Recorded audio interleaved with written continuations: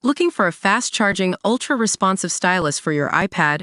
Meet the 2X Fast Charge Active Stylus Pen, designed for 2018 to 2025 Apple iPads. Take your creativity and productivity to the next level. Click the link in the video description to shop now on Amazon. So, it looks like Barcelona's got a sweet deal brewing for themselves. A £6.56 million windfall from the sale of Jean-Clair to Todibo to West Ham United. That's right, folks.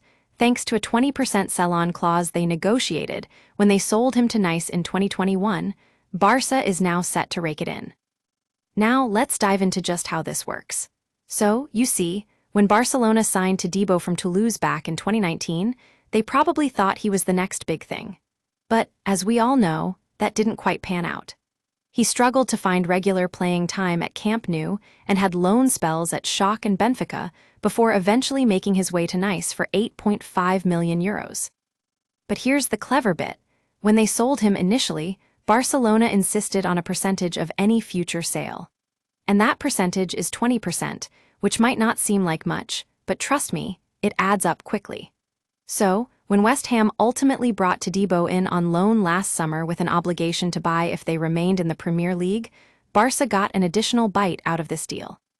It turns out, West Ham completed the permanent transfer for £32.8 million, roughly €39 million, and Barcelona gets 20% of that, which amounts to around €7.8 million. Now, you might be thinking, that's not a lot. But let me tell you, it all adds up. And with Todibo making just €15.3 million in total from his time at Barca, this little clause is starting to look like a savvy move. And it's not the only one, either. Barcelona's been using creative clauses like this for years, looking for ways to generate transfer funds and keep their finances in check.